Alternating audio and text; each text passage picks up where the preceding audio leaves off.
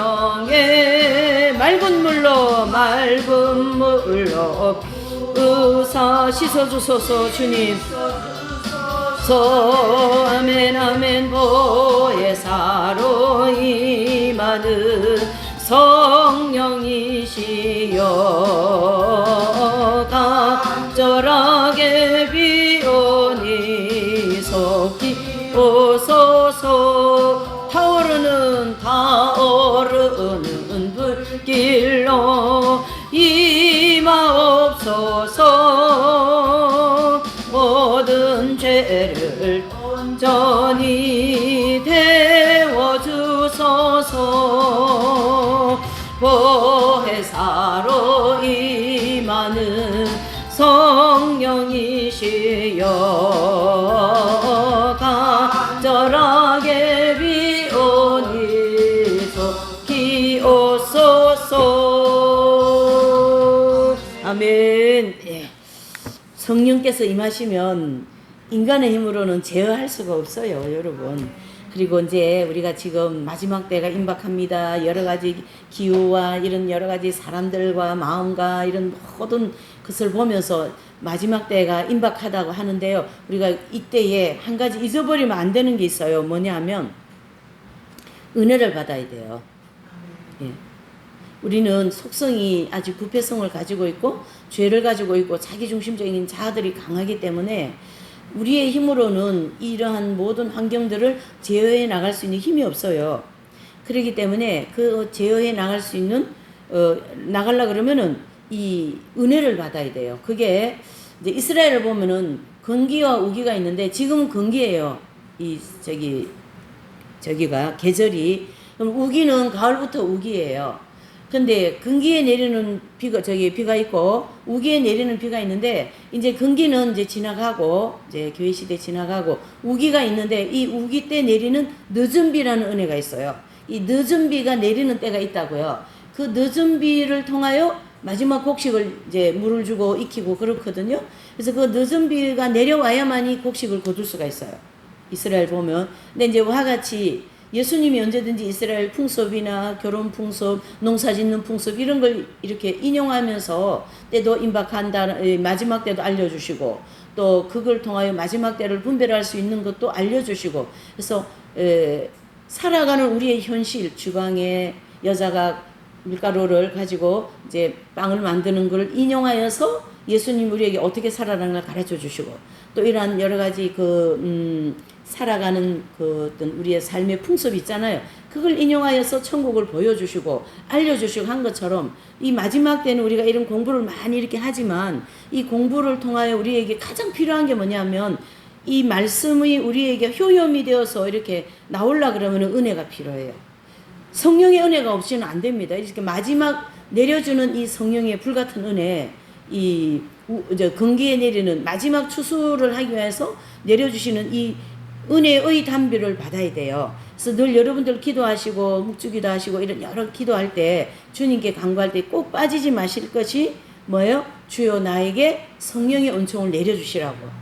우리가 지금 이제 뭐 말씀 공부하러 오고 미사 드리러 가고 성체 조배하고 이런 모든 것이 다 은혜가 있기 때문에 하는데요. 이런 정도 은혜 가지고는 환난을 견딜 수가 없어요. 강한 마지막 내려지는 늦은 비 은혜가 필요하다 이런 입장이죠. 그래서 저도 뭐 은혜가 없는 사람은 아니지만은 계속 은혜를 간구하고 그렇게 하는 것은 마가의 다락방에서 내려진 그 은혜 있잖아요. 성령의 불같은 은혜. 그 은혜를 받아야만이 순교도 하고 그 은혜를 받아야 이건 열매가 되고 되는 거예요. 지금은 은혜가 일단은 다 이렇게 한번 탁 잠을 자고 있어요. 이렇게 예수님이 전체 우리를 보고 있는 입장이시기 때문에 그 은혜를 사모하고 간구하고 기도하는 자들에게 내려주실 줄 믿습니다. 네, 그래서 이제 우리가 그 은혜를 주님 오늘 말씀 시간에 주시고 또 우리의 생활 속에 늘 이 은혜가 임할 수 있도록 은혜를 주시라고 우리 주님 한번 부르시고 기도하시고 또 공부할게요. 주님 자비로우시고 은혜가 충만하신 하나님 아버지여 마지막 때에 살아가는 우리 성도들에게 하나님께서 아버지 하나님이여 근기에 내려주시고 우기에 내려주시는 은혜와 같은 이 우기의 마지막 은혜를 내려주셔서 우리에게 다시 한번 성령으로 충만케 하여 주시고 말씀이 우리 심령에 살아 움직이게 하시고 나의 모든 자아를 나의 모든 죄악들을 나의 모든 아버지여 이 하나님 중심적이지 못한 인간적인 생각들을 다 제거하여 주시고 맑은 물 성령께서 씻겨주시고 성령의 은혜로 아버지 새롭게 우리가 순간순간 거듭날 수 있는 은혜를 주시옵소서. 아버지여 간구하는 자에게 사모하는 자에게 내려주실 줄 믿습니다. 주여 도와주시옵소서. 아버지 하나님 은혜를 베풀어 주시옵소서. 긍휼을 베풀어 주시옵소서. 자비를 베풀어 주시옵소서. 아버지 도와주시옵소서. 아버지 오늘도 말씀 시간 가지고자 합니다. 이 시간을 주의 성령으로 함께하여 주시고 하나님 아버지 우리가 이 말씀을 통하여 우리 마음속에 밝은 빛이 비춰지게 하시고 빛을 중심으로 나 자신이 고쳐나가게 하시고 하나님이여 판단하고 정죄한 죄를 용서하여 주시고 아버지 하나님이여 남을 업신여긴 죄를 용서하여 주시고 무시한 죄를 용서하여 주시고 내 중심적인 생각과 말을 용서하여 주시고 하나님 아버지여 이렇게 구석구석 우리의 심령을 아버지 깨끗하게 하여 주시옵소서. 정결케 하여 주시옵소서. 오늘 교회시대 이긴 자들 통하여서 다시 한번 우리의 내면이 빛이 비춰지게 하시고 빛을 중심으로 날마다 순간마다 회개하는 생활을 하도록 도와주시옵소서. 이 한 시간 주의 성령으로 그러한 시간 되게 하시고 영적으로 잠자지 말게 하시고 새롭게 되게 하여 주시옵소서. 주님께 모든 것을 맡기고 이 시간에 성령께서 함께 하시고 천군 천사 동원하여 주시고 거룩한 성도들이 함께하여 주시기를 간절히 바라고 나오며 귀하고 복되신 예수님의 이름으로 기도 올리옵나이다. 아멘.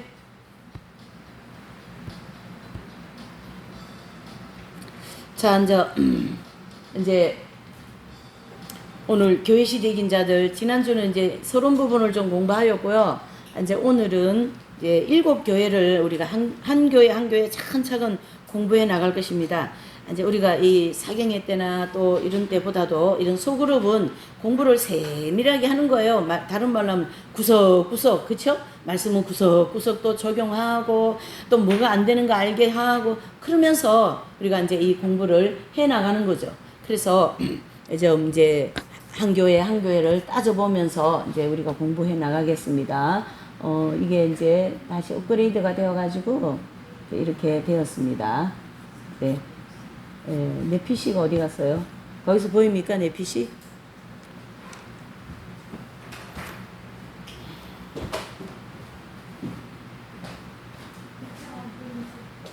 네.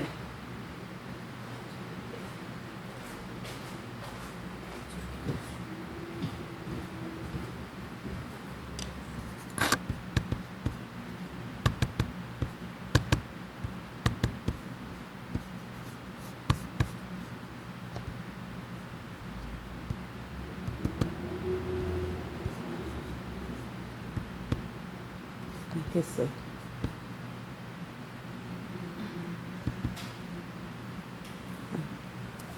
자, 네.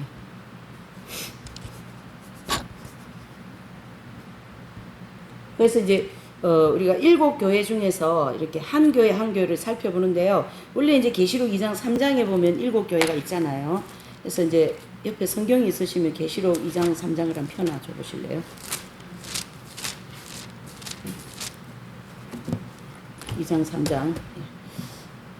그 계시록 2장에서 3장까지 나오는 7교회의 순서를 보면 에서버두 사빌라 이렇게 순서적으로 되어 있어요. 그런데 이제 이 교회시대 이긴 자들 이 공부할 때는 순서를 조금 바꿔가지고 에스보도 즉 에베소 교회부터 하지 않고 빌라델비아 교회 사자부터 시작한다라는 거예요. 왜 이 빌라델비아 교회 사자 이 교회부터 연구를 하는가? 그 이유가 있어요. 그 이유는 뭐냐 하면 이제 그 계시록 그러니까 3장 2절에 보면 이제 3장 그러니까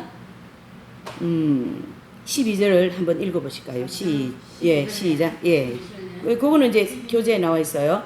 예, 교재. 예. 네. 3장 12절 시작. 이기는 자는 내 하나님 성전의 기둥이 되게 하리니 그가 결코 다시 나가지 아니하리라. 내가 하나님의 이름과 하나님의 성 곧 하늘에서 내 하나님께로부터 내려오는 새 예루살렘의 이름과 나의 이름을 그의 위에 기록하리라. 아멘.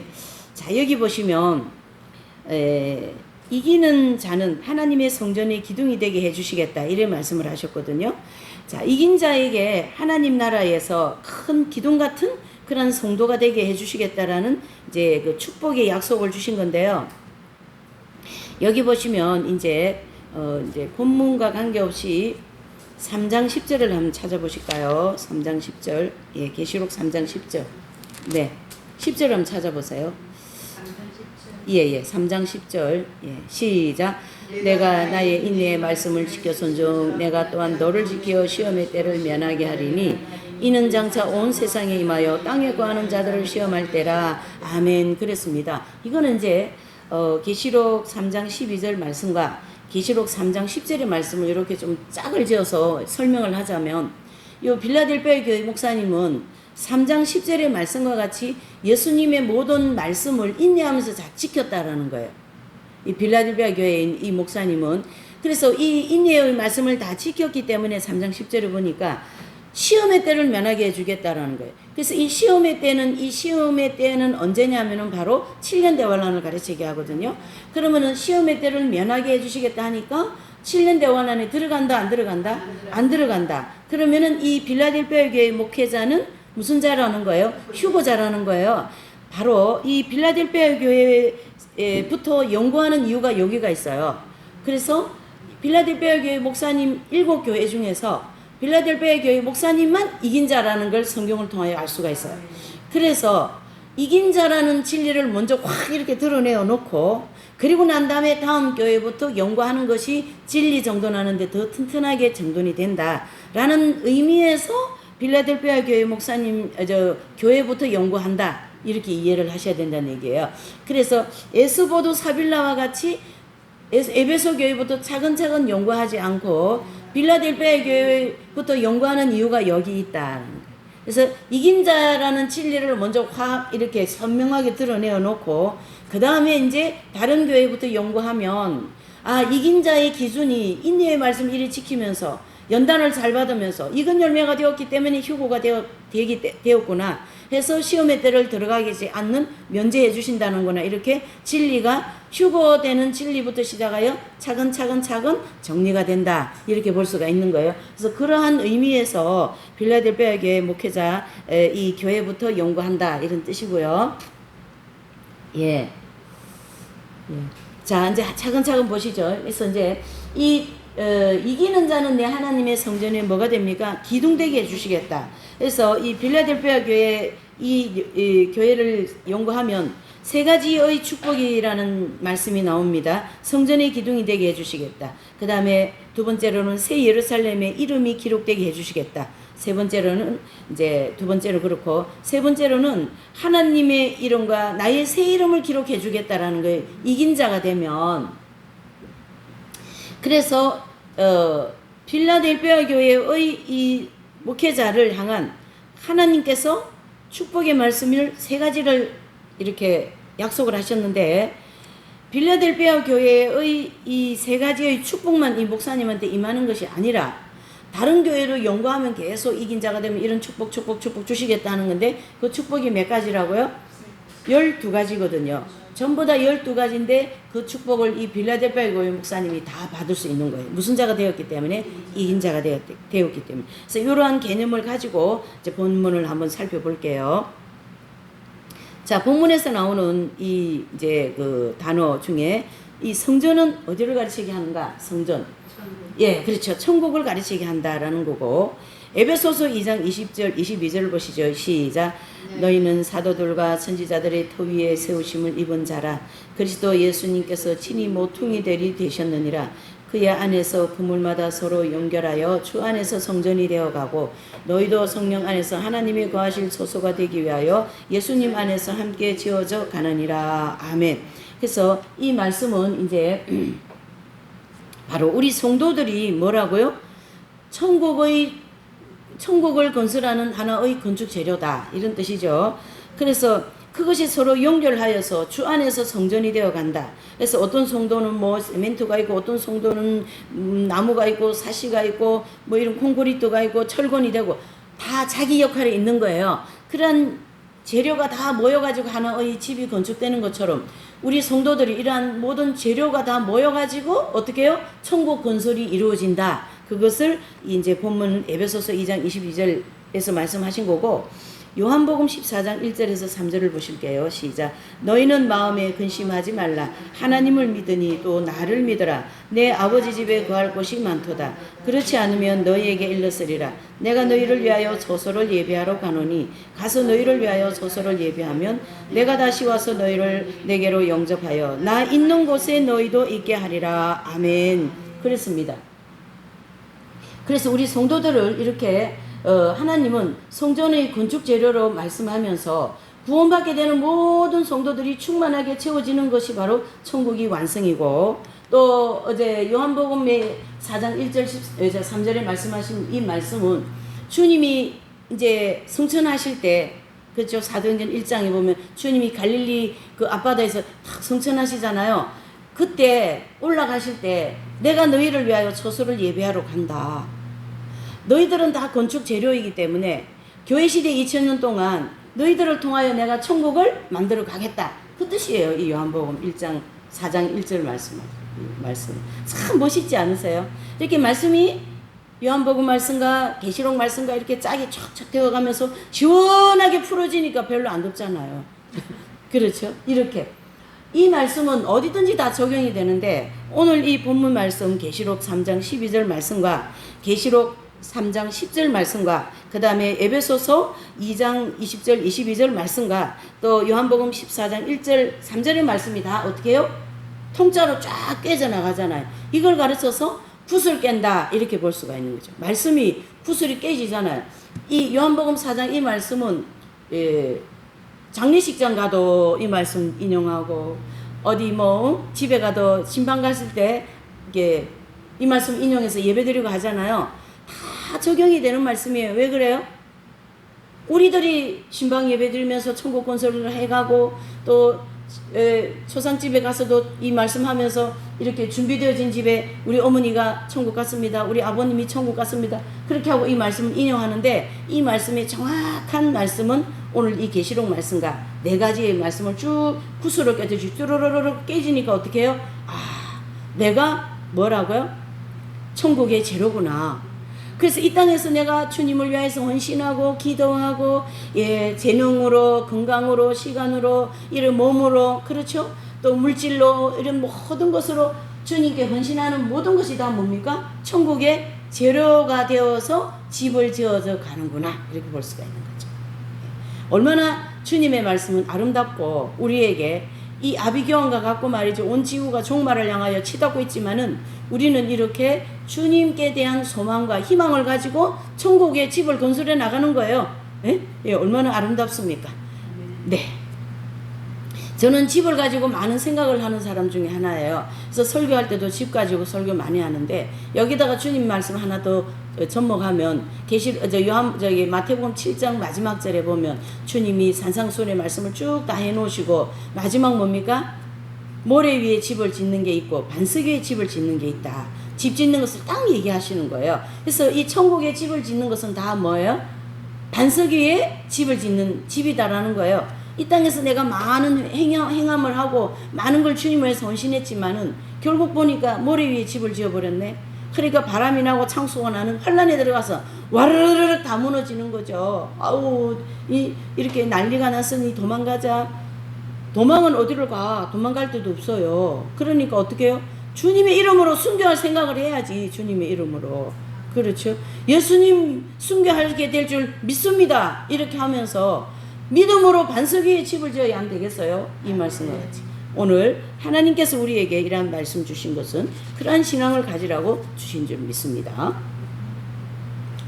그래서 주님께서 성천하시고, 저기 성천이 있잖아요. 저기 성천. 그 다음에 재림하시는 데까지 우리 성도들을 위하여서 천국에 어떻게 해요? 우리가 들어갈 그 집을 지을 계획을 가지고 계신 거죠. 그래서 이 천국은 천국을 상징한다. 그래서 휴고 사건이 끝나고 나면요. 그 이제 대환란 때 이제 저기 순교자가 나오고 또 대환란 통과자가 나오고 또 천년왕국 끝나고 나면 거기 또 한 번 더 천국에 들어갈 성도들을 추수하실 거거든요. 그것이 다 차고 나면은 천국이 완성된다. 이렇게 정리를 해볼 수가 있습니다. 자, 그러면 이제 건물을 지으려 그러면은 재료가 필요하잖아요. 재료. 그래서 건물에는 여러 가지 재료가 사용되는데요. 그 재료들 가운데 가장 중요한 재료가 뭘까요? 기둥 같은 재료가 가장 중요하다라는 거죠. 그렇죠. 그래서 기둥이 튼튼하지 않으면 집이 튼튼하지 않고 기둥이 튼튼하면 집이 튼튼해진다라는 얘기죠. 그래서 우리가 그 성수대교 있잖아요. 서울에. 성수대교 한번 무너졌잖아요. 그리고 삼풍백화점 한번 무너졌잖아요. 우리 현실 가운데 그런 걸 보고 우리가 진리로 접목할 줄 아는 안목이 필요해요. 지혜. 그러니까 이 삼풍백화점만 막 하는 사람들이 거기서 즐기고 쇼핑하는데 건물이 튼튼하지 않으니까 이 집이 어떻게 해요? 확 무너져 버렸어요. 여러분. 이 기둥이요. 이렇게 흔들흔들 해가지고 얘가 이렇게 딱 무너지면요. 이 주변 것은 같이 와르르 무너지게 돼 있어요. 그때 그 삼풍백화점이 그런 현상으로. 그러니까 뭐 이게 무너지다 저게 무너져 그게 아니라 이 기둥이 약하니까 기둥은 약한데 너무 많은 것을 건축법에 어기만 가면서 그 이제 그 백화점을 개조를 했던 거예요. 법을 어긴 거죠. 그래서 그게 무너진 거거든요. 그게 기둥이 지탱을 못한 거지. 그래가지고 어떻게 해요? 기둥이 으르르르 무너지니까 다른 게 와라라라라 다 같이 무너진 거예요. 우리의 신앙도 내가 뭐 열심히 뭐 하는 것 같이 보이지만은 하나님께서 보실 때는 이 너가 짓는 집이 지금 모래 위다. 너가 짓는 집이 반석이다. 라는 것을 하나님만이 아신다라는 거죠. 그러면 우리는 어떡하라고? 이런 말씀을 통하여 성경을 통하여 매일 우리가 말씀 듣고 기도하고 신앙생활을 통하여 반석의 집을 지을 줄 아는 사람들이 되어져 가는 거죠. 그래서 우리가 이제 기본 진리에서 앞에서 그랬죠. 상급에 대한 진리를 공부했잖아요. 그 상급에 대한 진리를 잘 공부하면은 반석 위에 집을 짓기가 아주 좋은 그런 신앙인으로 거듭나는 거예요. 예, 그래서 그 재료 중에 가장 중요한 재료가 기둥이다. 그래서 성전의 기둥이 이제 되게 하겠다라는 거고 천국에서 가장 중요한 것이 기둥이다. 그렇죠? 그래서 이 땅에 기둥 같은 하나님의 일꾼으로 충성한 성도들이 있는데요. 그들을 가르쳐서 이긴 자들 이렇게 얘기한 거죠. 그래서 교회 시대 동안 하나님의 사역을 기둥같이 사용한 분들을 이제 말씀하는데요. 이제 우리가 이 교회 시대 이긴 자들 인문 공부할 때 뭘 공부했어요?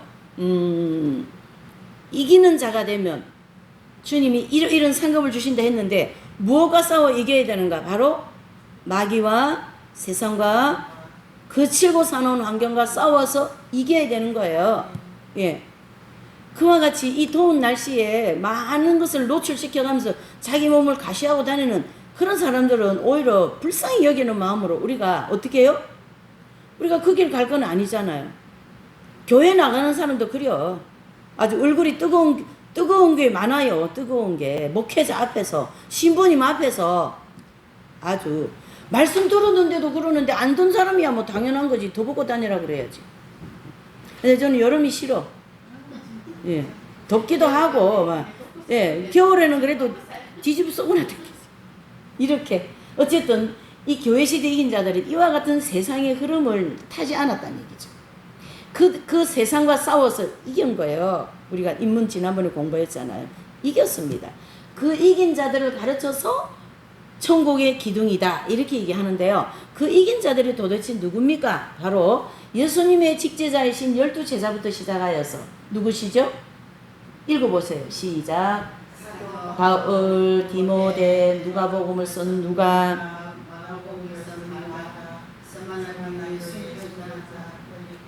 또, 네, 또 읽으세요. 또,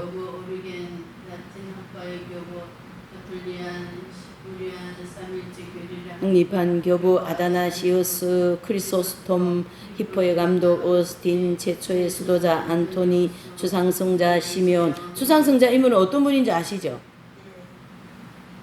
교회 탑 위에 올라가서 평생 기도한 분이잖아요. 예? 그리고 자기 발이 얼었다가 저기 막 녹았다가 할 때 구더기가 떨어진 걸 제자들한테 구더기를 다시 내 발에 갖다 붙여주시라고. 왜 구더기의 양식을 다 없애냐고. 예? 이 책의 저자도 개미가 말이죠. 막 목욕을 16년 동안 안 해놓으니까 막 나무 껍질 같은 게 나무 다리에 붙어 있잖아요.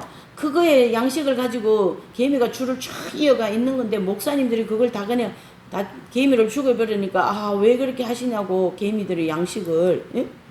그렇게 자기를 이겨버렸어요, 여러분. 자기를 이겨버렸어요. 이겨버렸어요. 이 시me온 성자 같은 분이 그런 분. 또 읽어봅니다. 히브리어를 연구하여 필게이트 성경을 출판한 제롬, 수도원 규칙을 제정하고 수도원 제도를 발전시킨 베네딕토, 그레고리 1세, 독일 성교의 선고자 보니 페이스, 가장 위대한 성자 아시스의 프란치스와 그의 12제자. 요번에 사경회 때 이제 우리 전도사님한테 이제 예? 그분은 또 다른 데는 뭐 다 갔다 왔는데 이스라엘을 또 안 갔다 왔다고 그러시더라고. 그래서 왜 그러시냐고. 근데 자기가 한 번 더 가고 싶은 데 있대요. 어디냐면은 프란시스 성자가 계시던 생가에 한 번 더 가보고 싶대요. 네. 네, 아시시. 거기에 갔다 온 분들은 다 한 번 더 가고 싶다라는 얘기를 해요. 이스라엘 다음으로 두 번째로 가고 싶던 장소가 거기입니다. 그만큼 이분이 하나님에 대해서 뜨거운 사랑을 바쳤고 아주 천국에서 기둥 중에 기둥이에요. 이 프란시스코 성자는. 이분이 돌아가신 지가 800년이 됐는데 아직도 프란시스코 성자에게 감동들을 받는 거예요. 모든 인류의 사람들이, 불신자들도까지. 예. 그렇게 위대한 성자가 누굽니까? 프란시스와 그 12제자. 또 봅니다. 도미니코는 프란시스와 같이 나온 그 시대의 성자인데 프란시스는 완전히 삶으로 막 그냥 깡통 차고 다니면서 이게 청변한 삶이다. 이거 보여주셨고, 이 도미니코는 학적으로 지식을 많이 공부를 많이 해서 영혼이 더 깨끗하게 되고 거룩하게 되는 그런 학교를 세우고 대학도 세우고 그렇게 수도원도 세우면서 이제 이긴 자가 되어진 장본인이 이 분이에요. 도미니코. 그 다음에 이제 클레보의 버나드. 중세 가톨릭 신학을 집대성한 누굽니까? 토마스 아퀴나스. 그리스도를 본받아를 쓴 토마스 아켄피스. 종교개혁자 마틴 루터. 칼빈. 예수의 창설자 igna티우스 로욜라. 가르멜 수도회를 개혁한 아빌라의 테레사. 십자가의 성료한 천국과 지옥을 경험한 신곡을 쓴 단테. 38년간 병상 생활을 하며 복음을 증거한 리드비나. 결혼하고도 동종을 지킨 군의군당 황후. 신라곤 복락을 쓴 존 밀턴. 철로역정을 쓴 존 버년. 모라비안 교단을 창설한 진젠돌프 백자. 경건한 삶을 위하여를 쓴 월리엄 로우. 천국과 지옥을 쓴 스위덴 버루고. 감리교 창시자 요한 웨슬레. 중국의 성자 워치만니. 사선을 넘어선 하천풍원. 내총감산. 중국 내력 선교회 창시자 허드슨 테일러. 인도의 성자 선다싱. 기도의 용사 조지 물러. 역경을 극복한 헬렌 켈러. 사랑의 선교회의 마더 테레사. 한국의 이용도 목사, 주규철 목사, 이성보 목사님. 천국 건설 사업에 뭐같이 쓰임받은 분들이라고요? 예, 기둥 같은 성도들이다. 이렇게 볼 수가 있는 거죠. 예. 네. 그래서 이제 이분들은 이제 교회 시대 동안에 천국 건설 사업에 기둥같이 쓰임받은 성도들의 대표적인 분들이 더 많이 있어요. 많이 있는데 다 이제 여기서 다 못 보니까 이제 이렇게 해놓은 거예요. 네. 이렇게 해서 이제 교회 시대 이긴 자들을 향하여서 주님께서는 뭐라고 그래요? 천국의 기둥 같은 성도들이다. 이렇게 말씀하셨고, 두 번째로는 이제 새 예루살렘의 이름을 기록해 주신다 그랬잖아요. 뭐 한다요? 새 예루살렘. 먼 자가 되면은 이긴 자들에게 새 예루살렘 이름을 기록해 주신다라는 것은 요한계시록 22장 14절 시작. 그 두루마기를 빠는 자들이 복이 있으니 이는 저희가 생명나무에 나가며 문들을 통하여 성에 들어갈 권세를 얻으려 함이로다. 아멘. 그렇게 말씀하셨어요. 바로 이 말씀은 새 예루살렘 성에 들어갈 권세를 주신다. 이분들은 두루마기를 다 빨았기 때문에, 이 두루마기는 뭐냐면은 자기 행실을 가르치게 해요. 행실. 이 행실은 여러분 우리가 이렇게 생각해야 돼요. 뭐 남한테 뭐 핏대 올리면서 뭐 그런 거를 얘기하는, 그거는 세상 사람들도 다 아는 나쁜 행실이라는 거 다 알아요. 여기서 얘기하는 이 행실은 마음으로 지은 죄까지, 생각으로, 감정으로까지 행 모든 것을 다 외면적인 것, 표면적인 걸 다, 내면적인 걸 다 합쳐서 빨았다. 이렇게 보셔야 됩니다. 어떻게 해요? 다 합쳐서 빨았다. 네. 그래서 자기 행실을 빨아 정결케 되었으므로 새 예루살렘에 들어갈 수 있는 자격을 갖췄다라는 것이죠. 그래서 이 새 예루살렘에 대한 견해가 우리가 정확하지 못하면 오늘 이 계시록 22장 14절의 말씀과 이 빌라델비아 교회 목회자가 들어가고자 하는 이 새 예루살렘 성이 무슨 말씀인지 못 알아듣는다는 얘기죠. 바로 이 새 예루살렘 성은 우리가 모형적 진리를 보면 가나안 땅이 어디예요? 이스라엘이잖아요. 이스라엘의 수도가 어디입니까? 예루살렘이잖아요. 예루살렘인 것처럼 천국의 전체가 가나안 땅이라면 천국의 전체가 수도가 어디예요? 예, 그렇죠. 그래서 이긴 자가 되면은 천국 전체 중에도 수도인 새 예루살렘에 들어가게 해주시겠다. 이렇게 정리를 하셔야 되는 거죠. 어디로 들어간다요? 새 예루살렘 성에 들어가게 해주시겠다. 이라는 뜻이 되는 거죠. 그래서 요한계시록 21장에 보면 신천지 즉 천국의 새 예루살렘으로 새 예루살렘과 만국으로 이렇게 구분되어 있는데 새 예루살렘은 천국의 수도이고 만국은 천국의 지방에 해당된다. 이렇게 정리를 할 수가 있는 거죠. 그래서 천국을 우리가 피라미드 형태로 되어 있는데 1층 천국, 2층 천국, 3층 천국으로 첫 번째 천국, 둘째 천국, 셋째 천국이다라는 얘기죠. 그 셋째 천국은 바로 뭡니까? 이 새 예루살렘 성이라고 하는 이긴 자들이 들어가는 장소다라는 거죠. 왜 그래요? 예수님을 위해서 기둥같이 너무 많은 업적을 남긴 거거든요. 공적이라고도 얘기하죠. 그것을 바울 사도라든가 12제자라든가 프랜시스 성도라든가 이런 분들은 정말로 예수님만을 기쁘게 해드린 분들이라는 거죠. 예수님이 기뻐하시는 일이라면 불에도 물에도 뛰어들어간 분들이고 오물통에도 들어간 분들이 이분들이에요. 100% 순종 예에만 있다. 우리에게는 아니요 아니요가 있다 없다요? 없다. 예, 있다. 거기만 있다. 예. 그것을 오늘 이 본문을 통하여 가르쳐 주는 거죠. 그래서 천국은 예수님을 믿자마자 믿는다고 해가 무조건 한 통에 막 무슨 쓰레기통 집어넣듯이 그렇게 안 하신다라는 거예요. 왜 그래요?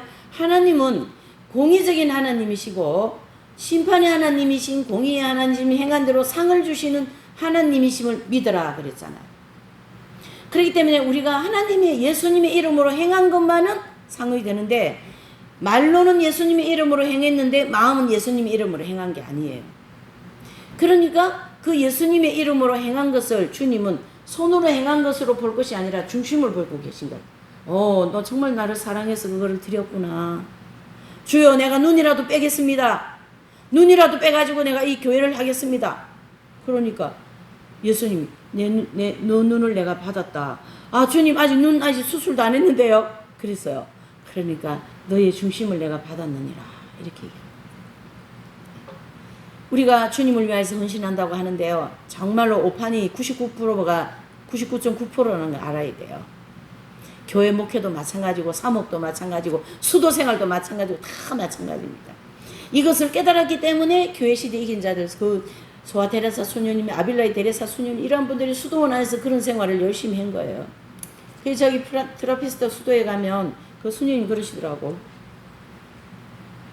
수녀원 안에서 환자가 하나 생기죠. 그러면 그 환자는 그 수녀원 안에서 예수님인 거예요. 예수님같이 섬기는 거야.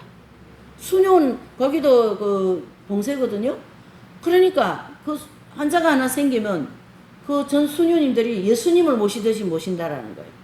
그렇게 형제 사랑을 하기 때문에 상급이 되는 거예요. 저도 싫을 때가 있지 않겠어요. 그렇죠?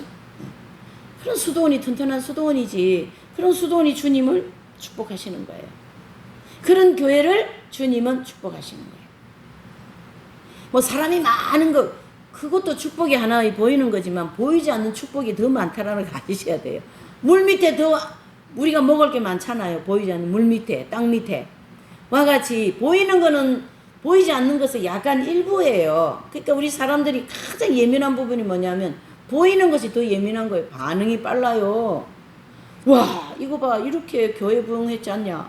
야, 이렇게 좋은 교회지 않냐. 겉모양만 보고. 주님은 라우디게아 교회 목사님한테 너는 공고한 자라, 가장 가난한 자라. 그렇게 하신 거예요. 그래서 이 교회 시대 이긴 자들은 그러한 보이는 삶보다 보이지 않는 삶을 더 많이 치중하여서 주님만을 사랑하며 주님의 뜻대로 살아가고 주님을 위해서 온전히 일생을 혼신을 다하여 희생했기 때문에 이들을 향하여서 주님은 상급으로다가 최고 좋은 높은 천국에 하나님 보좌가 가장 가까이 있는 새 예루살렘 성으로 들어오게 하겠다, 이런 뜻이에요. 아멘이십니까? 세 번째로는요, 이긴 자에게는 하나님의 이름과 나의 새 이름을 기록해 주신다, 그렇게 말씀하셨는데, 이긴 자들에게는요 하나님의 이름과 나의 새 이름을, 바로 계시록 5장 6절을 보시면 시작. 내가 또 보니 보좌와 내 생물과 장로들 사이에 어린 양이 섰는데 일찍 죽임을 당한 것 같으라. 아멘. 그랬는데요, 이렇게 말씀하셨는데, 요한계시록 5장부터 22장까지 말씀에서는 예수님의 이름이 무엇으로 나온다고요? 어린 양으로 부르고 있다, 이런 뜻입니다. 계시록에서 예수님의 새 이름을 어린 양으로 부르는 것은 바로 예수님은 우리를 구원하시는데 핵심이 뭐죠? 예, 그렇죠. 여러분 뭐 박사님보다 더 박 박사님이에요. 이 공부는요, 여러분, 저도 그렇고 여러분들도 그렇고, 이 공부하면 사람이 똑똑해져요. 말씀이 참 이렇게 막 풍성해져요. 이 공부하면. 여러분들 공부해가지고 엄청 많이 말씀 풍성해지셨잖아요. 그렇죠? 이게 속죄복음 딱 나오잖아요. 네? 이렇게. 그래서 예수님께서 속죄제물로 십자가에 못 박혀 희생을 당하신 그 속죄주이시기 때문에 5장부터는 예수님의 이름이 뭘로 바뀌었어요? 어린 양으로 바뀌었다 해서 하나님의 이름을 기록해 주신다라는 것은 독생자이신 예수님의 아버지가 누구십니까? 하나님이시기 때문에 이긴 자들에게 아버지의 이름을 기록해 주신다라는 거예요. 무슨 이름요? 아버지 이름. 예. 해서 어린 양의 이름과 하나님의 이름이 기록되어진 이긴 자들의 수가 그러면은 얼마나 되는가? 이 이름이 기록되어진 이 숫자가 얼마나 되는가? 계시록 14장 1절 시작. 또 내가 보니 보라, 어린 양이 시온산에 섰고 그와 함께 14만 4천이 섰는데 그 이마에 어린 양의 이름과 그 아버지의 이름이 쓴 것이 있도다. 자, 몇 명이 있습니까? 14만 4천이 있다. 자, 14만 4천 명의 그분들이 이마를 보니까 뭐가 있어요? 어린 양의 이름과 아버지의 이름이 다 기록되어 있다는 것을 보니까 바로 이 14만 4천 명은 하나님의 이름과 나의 새 이름을 기록해 주시겠다라는 이 약속을 받으신 분들이에요? 안 받으신 분들이에요? 네, 그렇죠. 약속을 받은 교회 시대의 이긴 자들이라는 걸 알 수가 있는 거죠. 네. 그래서 이긴 자들은 14만 4천 명, 즉 새 예루살렘 성에 들어간다고 하였기 때문에 여기서 이 14만 4천 명이 어디에 서 있다고 그랬어요? 예, 시온산에.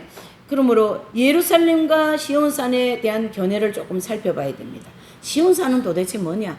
또 예루살렘은 도대체 뭐냐? 이것을 살펴보는 입장에서 이 시온산은 이 세상에 있는 장소가 아니고 어디에 있는 장소라고요? 영계의 천국에 있는 장소를 가르치게 합니다. 그래서 계시록 14장 3절을 다 같이요. 저희가 보좌와 내 생물과 장로들 앞에서 새 노래를 부르니 땅에서 구속함을 얻은 14만 4천인 밖에 능히 이 노래를 배울 자가 있더라 없더라? 없더라. 자, 여기에 있는 이 14만 4천 명은요, 보좌와 내 생물과 장로들 앞에서 새 노래를 부르고 있는 것을 볼 때에 14만 4천 명은 무슨 분들이에요? 어린 양과 함께 서 있는 이 시온산은 이 세상에 이스라엘 땅에 있는 시온산이 아니고 어디입니까? 천상 낙원에 있는 시온산을 가리키게 한다, 이런 뜻이에요. 예. 그래서 이 시온산은요, 모형적 진리, 이 아브라함 시대에 보면은 이 시온산에 여부수 족속이 살고 있었어요. 이방 족속이 살고 있었어요. 그래서 이제 이 시온산이 아브라함 시대에는 누구를 바친 산이었어요? 이삭을 바친 산이었고, 또 다윗이 있을 때는 이 시온산이 다윗성이라 불렀고, 또 솔로몬이 있을 때는 이 시온산 이 장소에 뭘 지었어요? 예루살렘 성전을 지은 자리이기 때문에 같은 장소로 계속 이름만 바꾸면서 오잖아요. 그래서 이것은 이 땅에 있는 것이라면 천국의 실제는 수도가 어디라고요? 새 예루살렘이죠. 거기를 들어가게 해주신다라는 어디예요? 이긴 자들에게 약속한 말씀이다라는 거고, 계시록 14장 3절에 나오는 그 시온산은 바로 천국의 수도인 새 예루살렘 성의 시온산을 가르치게 한다. 이래 보시죠. 이해되시죠? 천국이 어디라고요? 수도인 새 예루살렘 성을 계시록 14장 3절에는 시온산이다 이렇게 말을 했을 뿐이지, 실제로는 거기가 천국의 수도인 새 예루살렘 성이다 이렇게 정리하셔야 되는 거죠. 이해되시죠? 그래서 이긴 자가 되면은 여기를 들어가게 해주시는데, 계시록 14장 3절에도 이걸 증명해주고 있다 이런 뜻이에요.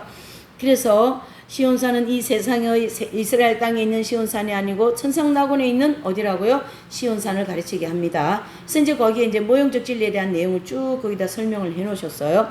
그래서 그 이제 여기 이렇게 정리를 해 놓은 거죠. 그래서 솔로몬이 예루살렘 성을 완성하기 전에는 가나안 땅의 수도를 시온산성으로 불러온 거죠. 그래서 천국의 수도 시온산은 천년왕국 시대 후에 새 예루살렘 성이라고 부르게 될 것이다. 라는, 새 예루살렘 성이라고 부르게 될 것이다. 요한계시록 21장 24절 시작.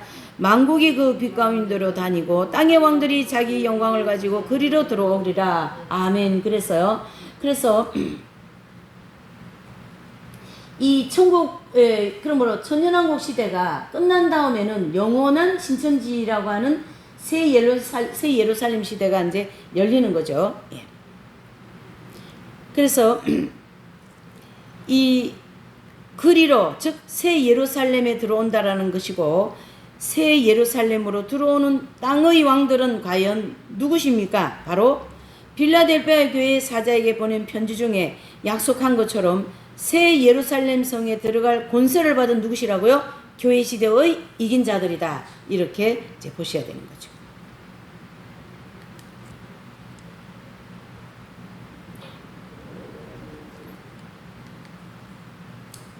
자, 거기 보시면 새 예루살렘 성에는 들어가는 성도들의 숫자가 그 분류가 세 분류가 들어가고 있어요. 그래서 계시록 14장 4절에 보면, 계시록 14장 4절 한번 찾아보십시다. 우리 4장 4절입니다. 이제 계시록을 펴놓으셨으니까 한번 이참에 한번 읽어보시는 거죠. 14장 4절 시작. 이 사람들은 여자로 더불어 더럽히지 아니하고 정절이 있는 자라, 어린 양이 어디로 인도하든지 따라가는 자며, 사람 가운데 구속을 받아 처음 익은 열매로 하나님과 어린 양에게 어떻게 되세요? 속했다.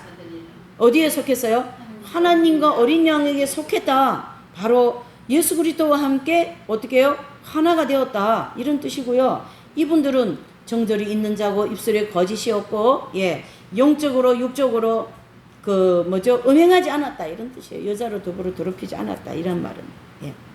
그래서 예수님께서 주님 공중에 강림하실 때 14만 4천 명 처음 익은 열매로서 추수하고, 나머지 성도들은 어떻게 되는가? 바로 예수님께서 재림하시는 목적이 우리가 뭐라고 그랬어요? 첫 번째 익은 열매 추수라고 했잖아요. 서둘에서 그 추수하시는 순서가 처음에 익은 열매 휴거, 두 번째 익은 열매 순교, 세 번째 익은 열매 대환란 통과, 나머지는 심판대라고 하는 거기서 다 익혀가지고 천국에 가게 하시는 이런 하나님의 섭리를 볼 수가 있어요.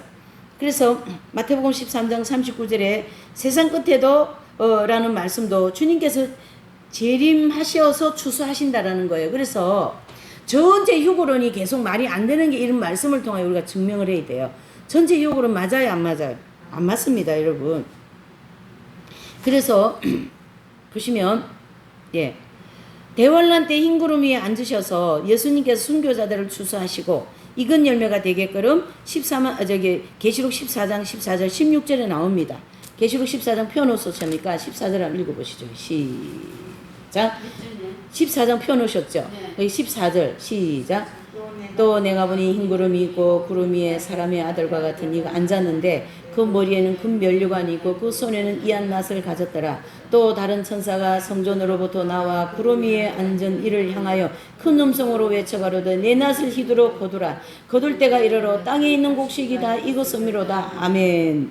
구름 위에 앉으신 이가 낫을 땅에 이두르니 곡식이 거두어지니라. 이거는 무슨 뜻입니까? 구름 위에 앉으신 예수님이 낫을 가지고 추수한다라는 뜻인데 이 추수는 어느 때 추수를 가르치게요? 순교자들을 추수하는 것을 얘기하신 거예요. 그래서 교회 시대에 원흥 경기장 초대교회 보면 원흥 경기장에서 사자밥 되잖아요. 그럴 때 또 돌에 맞은 스데반 집사님 이런 분들이 다 뭐예요? 순교자들인데 구름 위에 지금 앉으셔가 주님이 낫으로 이렇게 순교자들이 영혼을 거두는 것을 이렇게 말씀하고 계신 거예요. 이해되시죠? 예. 이렇게 해서 두 번째 익은 열매들 추수. 예. 세 번째 익은 열매들은요. 이제 계시록 20장 펴 놓으셔서 20장 4절 한번 보실까요? 20장 4절. 예, 20장 4절입니다. 여러분, 이 20장 4절 속에 예수님이 세 분류의 성도들을 추수하는 내용이 이 속에 딱 들어 있습니다, 여러분. 20장 4절 시작. 또 내가 보자들을 보니 거기 앉은 자들이 있어 심판하는 권세를 받았더라. 요분들이 심판하는 권세를 받았더라. 요분들이 이긴 자들입니다. 그리고 또 내가 보니 예수님의 증거와 하나님 말씀을 인하여 목배임을 받은 자의 영혼들과 목배임을 받은 영혼들 이분들 누군 분입니까? 그렇죠. 또 짐승과 그의 우상에게 경배하지도 아니하고 이마와 손의 표를 받지 아니한 자들이 살아서 그리스도로 더불어 천년 동안 무슨 노릇하고요? 왕노릇하고. 이건 누구요? 이분들은 대환란을 믿음으로 통과한 자들이다. 이렇게 해서 20장 안에 세 분류의 성도들을 추수하는 모습을 볼 수가 있다. 이래 보는 거죠. 자, 기가 막히지 않으세요? 네. 그래서 마태복음 13장 30절에 보면요. 하나님 나라를 곡간으로 비유하고 있는데 천년왕국도 하나님 나라의 곡간이므로 천년왕국에 들어가는 세 종류의 성도들을 이렇게 계시록 20장에 설명해주고 있다라는 거예요. 그래서 천년왕국에도 뭐예요? 익은 열매가 되어야 들어가는 거예요, 여러분. 그래서 천년왕국부터 익은 열매 곡간으로 주님이 보셔요. 그래서 천년왕국도 열매가 익어야 추수되어서 그쪽으로 들어가고, 천국은 당연히 익어진 열매를 추수한 것이 그쪽으로 들어가고, 이렇게 우리가 진리를 폭넓게 정돈을 해볼 수가 있는 거죠. 네.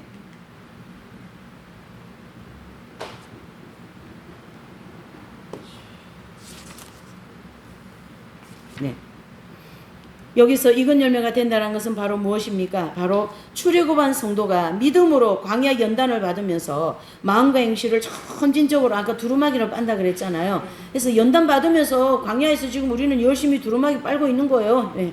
자기 옷을 빨아라 그랬으니까. 옷 중에서 세 가지 옷이 있어요. 자기 옷, 또 흰 옷, 또 세마포. 그래서 흰 옷은 거룩을 상징하고 세마포는 상급을 상징하고 자기 옷은 자기 행실을 상징하는 거예요. 그래서 자기 행실이 바로 자기 옷이 바로 두루마기다 이렇게 얘기합니다. 아까 우리 소도 얘기했잖아요. 그래서 그거를 부지런히 광야를 통과하면서 우리가 닦아 나가는 거예요. 아버지 오늘 제가 남을 판단했어요. 아버지 오늘 제가 마음에 육적인 생각을 많이 했어요. 아버지 오늘 제가 이렇게 그동안 이런 부분도 제가 잘못했어요. 무조건 잘못했다고 비는 것이 최고의 축복인 줄 믿습니다. 내가 뭐 잘못했는데 이러면 곤란한 거예요. 내가 뭐 잘못했어? 잘못 안 해도 잘못했다고 해야 돼요. 우리는 왜 그래요? 원래 죄인 중에 잉태되었잖아요. 그래서 이것을 사도 다윗이 깨달았기 때문에 아버지여 내가 죄악 중에 잉태하였나이다. 나의 이 죄악으로 잉태된 이 죄악들을 도말하여 주시옵소서.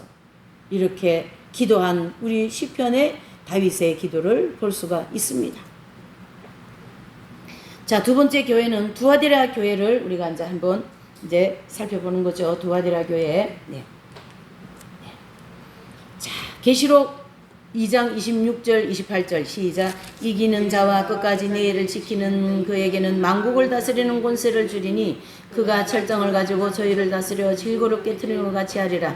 나도 내 아버지께 받은 것이 그러하니라. 내가 또 그에게 새벽별을 주리라. 아멘. 자, 이 두아디라 교회 편지 속에는 이긴 자가 되면은 두 가지 축복이 약속되어 있죠. 만국을 다스리는 권세를 주시고 또 새벽별을 주신다라고 기록이 되어 있습니다. 자, 그럼 만국을 다스리는 권세를 준다. 여기에 대해서 우리가 좀 한번 만국에 대해서 좀 살펴봐야 되겠어요. 만국에 대하여서. 네.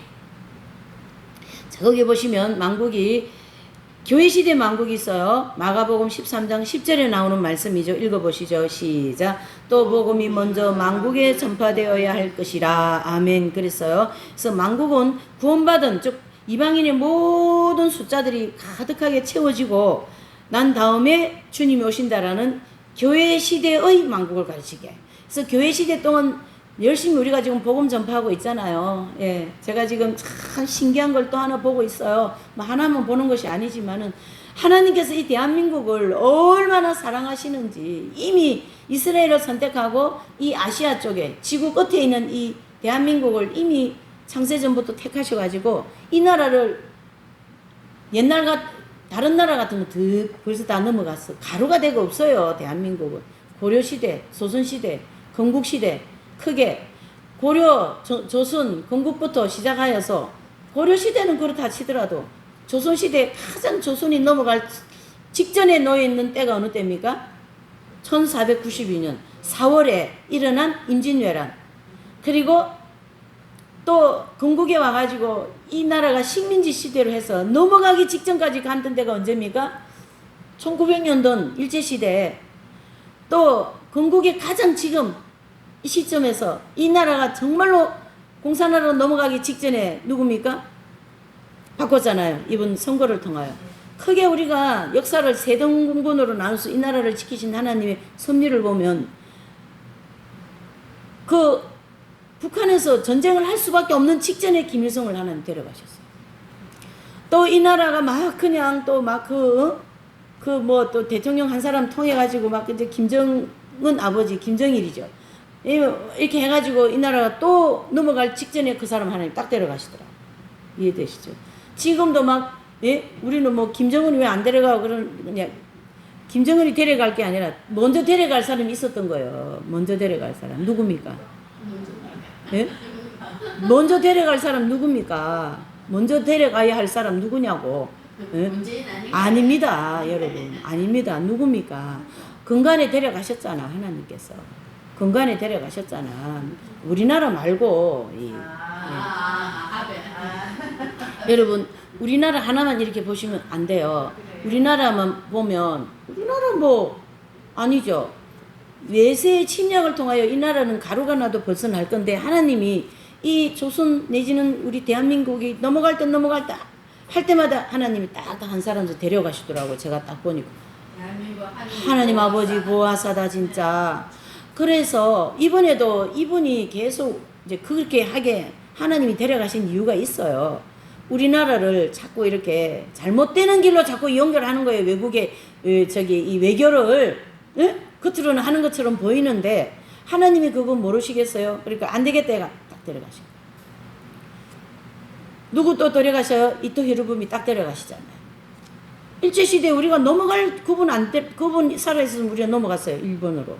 근데 그때 하나님이 딱 그렇게 해가지고 안중근 의사를 통하여 이번에 정책 자체가 한국을 빼돌리고 자기들끼리 외교를 하려고 그렇게 한 거거든요. 그거를 뒤에 꼼수를 하나님이 아시니까 안 되겠다 해가 딱 데려가시고. 그래서 나라를 지금 계속 지키고 계셔요. 뭐 하시고요? 선교하시려고. 마지막 때 사용하시려고. 이와 같이 마지막까지 복음이 교회 시대 동안 전파하고자 하는 사명을 우리가 받았다라는 거예요. 우리나라가, 이 조선이, 대한민국이. 저와 여러분들도 그러한 사명을 다 받은 사람들로서 끝까지 사명 감당하시기를 바랍니다. 그게 바로 교회 시대 만국이라는 거예요. 이해되시죠? 두 번째로는 계시록 18장 3절 시작. 음행의 진노의 포도주를 인하여 만국이 무너졌으며 그랬어요. 이 만국은 대환란 때 적그리스도가 통치하는 후 3년 반 환란의 만국을 가르치게 합니다. 그래서 이제 세 번째로는 계시록 21장 26절 시작. 사람들이 만국의 영광과 종교를 가지고 그리로 들어오겠고 그랬어요. 그래서 천상 치상 낙원을 가르치게 해요. 그래서 여기에서의 만국은 새 예루살렘 성에 들어갈 권세를 받은 무슨 자들이에요? 이긴 자들이 천년왕국 시대가 끝났기 때문에 영광과 종교를 가지고 새 예루살렘에 들어가는 것을 볼 때에 이 나라는 어디 나라예요? 천년왕국을 가르쳐 얘기한다. 천년왕국 시대를 가르치게 한다. 네 번째로는 계시록 21장 24절 시작. 만국이 그 빛 가운데로 다니고 땅의 왕들이 자기의 영광을 가지고 그리로 들어오리라. 아멘. 그래서요, 이 빛 가운데 다니는 것을 볼 때에 여기에 만국은 어디입니까? 영원한 신천지의 어디예요? 천국을 가르쳐 얘기합니다. 그래서 영원한 신천지의 만국을 가르치게 한다 해서 이 네 종류의 만국 중에서 이긴 자들이 다스리는 만국은 어느 만국일까요? 바로 천년왕국 시대의 만국을 가르치게 합니다. 그래서 이긴 자들에게 천년왕국 시대의 만국을 다스리는 권세를 주신다라는 말씀을 우리가 누가복음 19장 11절 21절을 보면 정확하게 알 수가 있어요. 자, 읽어보시죠. 시작. 가르사대 어떤 귀인이 왕위를 받아가지고 먼 나라로 갈 때에 그 종료를 불러 은 열문화를 주며 이르되 내가 돌아오기까지 장사하라 하니라. 귀인이 왕위를 받아가지고 돌아와서 은준 종들의 각각 어떻게 장사한 것을 알고 자하여 저희를 부르니 그 첫째가 나와 가로되 주여 한 문화로 열 문화를 남겼나이다. 주인이 이르되 잘하였다 착한 종이여 내가 지극히 작은 것에 충성하였으니 열골 권세를 차지하리라. 아멘. 그래서요, 여기에서 이제 이 말씀을 좀 정리하면 이제 여기 귀인은 누구셔요? 예수님. 먼 나라로 갔다 이 말씀은 무엇일까요? 예, 예수님의 성천. 한 문화씩은 뭘 얘기합니까? 복음과 성령을 가르치게 하죠. 그래서 예수님이 우리 이 땅에 성천하실 때 뭘 우리에게 주고 가셨어요? 성령과 복음을 주셨어요. 그걸 가지고 부지런히 자기 생애를 위하여 이제 장사하라는 거예요. 그래서 그 귀인이 왕위를 받아가지고 돌아왔다. 이게 무슨 사건입니까? 예, 예수님이 지상재림 하셔서 어떻게 해요? 다스릴 권세를 주신다라는 거는 지상재림하셔서 상급에 따라서 뭘 주신다요? 천년왕국에서 몇 골 다스릴 수 있는 분봉왕 권세를 주시겠다. 그래서 교회시대 이긴 자들은 천년왕국에서 무슨 노릇을 합니까? 왕 노릇을 한다는 거예요. 그래서 왕 같은 제사장 같은 입장에서 천년왕국에서 백성들을 다스리는데 그것은 뭐 세상에 있는 왕들 같이 그래 다스림이 아니라 무슨 다스림요? 예수님의 인품과 성격을 가지고 다스리기 때문에 온유와 겸손과 사랑으로 예수님처럼 천년왕국 백성들을 돌본다. 이렇게 보셔야 돼요. 그래서 그가 철장을 가지고라는 것은 아마겟돈 심판 때 예수님께서 철장의 심판의 권세를 가지고 어떡합니까? 이 땅에 오셔가지고 바로 그 적그리스도 무리부터 시작한 모두를 다 어떻게 해요? 싹 심판하시잖아요. 그거를 가르치게 하는 거예요. 여기 심판하시면. 그래서 이 누가복음 19장 11절 27절 말씀은 예수님이 성천부터 시작하여 예수님의 재림까지 쭉 말씀을 문화 비유를 통하여 종말론을 딱 말씀하신 거예요. 멋있지 않으세요? 이 몇 구절 속에 교회시대 2000년이라는 사건이 이래 들어있다라는 거예요. 기가 막히지 않으십니까? 시원하지 않으세요? 쫙 풀리니까 이게 도대체 예수님 누굽니까? 예. 물론 문화를 가지고 달란트 비유도 많이 비유해서 설교를 하는데 이 말씀의 전체적인 핵심은 이렇다. 핵심은 이렇다. 예. 그래서 말씀에 우리는 매력을 많이 느껴야 돼요. 너무 멋지다. 예수님 말씀. 너무 예수님은 멋있는 분이다. 예. 이렇게 우리가 볼 수가 있는 것이죠. 그리고 이제 두 번째로 이긴 자가 되면은 새벽별을 주신다라고 얘기했어요. 그래서 이 새벽별이라고 하는데 이 새벽에 뜨는 별은 가장 어두운 칠흑 같은 어둠에서 가장 밝게 비춰주시는 빛이거든요. 그래서 낮과 같이 인도하는 별을 수많은 별들 중에 가장 밝은 별이라고 말씀하시고 계시록 22장 16절 시작. 나는 다윗의 뿌리요 자손이니 곧 강명한 새벽별이라. 예수님을 새벽별로다가 비유했고요. 요한복음 14장 6절 내가 곧 길이요 진리요 생명이니 그랬습니다. 그래서 이 새벽별은 생명 되시는 예수님을 가르치게 하고 이긴 자가 되면은 새벽별을 준다 그랬으니까 바로 누구를 주신다라는 거예요? 예수님의 생명을 주신다. 이렇게 정리를 하셔야 되겠죠. 네.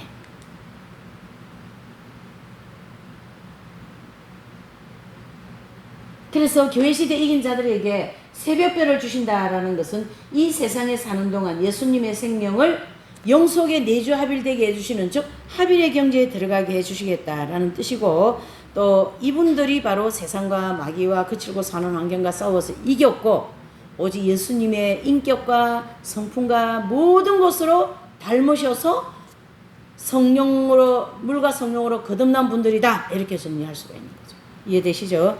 이렇게 하여서 영속에 내주합일되게 해주시는 이긴 자들에게 그 은총을 이제 이 두아디라 교회의 사자에게 말씀을 해주셨습니다. 오늘은 여기까지 할게요. 두 교회까지 하겠습니다. 네. 잠시 기도하고 마칠게요. 사랑이 많으시고 은혜가 충만하신 하나님 아버지 감사합니다. 하나님의 말씀은 깊고도 넓어서 우리가 다 알 수 없지만은 이 성경의 핵심 진리를 통하여 또 하나님의 말씀의 이 깊고도 넓은 진리의 말씀을 다시 한번 깨달아 보니 너무나도 감사하고 은혜롭고 좋습니다. 아버지여, 이 말씀을 끝까지 놓치지 말게 하시고 우리에게 주신 모든 환경을 주님의 이름으로 아버지여, 작든 크든 아버지여 이기는 삶을 살 수 있도록 은혜를 베풀어 주시옵소서. 우리 귀하신 분들을 축복하시고 가정을 축복하시고 자녀들을 축복하여서 하나님께 영광 돌리게 하시고 삶 속에 늘 주님께서 기뻐하시는 일을 선택하여 갈 수 있도록 영적인 축복을 풍성하게 내리워 주시옵소서. 새소망교회를 향하신 하나님의 계획이 이루어지게 하시고 또한 하나님께서 아버지 하나님이여 이 새소망교회를 중심으로 아버지여 새로운 영성의 그러한 센터와 같은 희정의 집을 세워주신다 하셨사오니 함께 기도하면서 집을 세워져 나가서 모든 사람들과 함께 영적인 훈련받는 장소가 되게 하여 주시옵소서.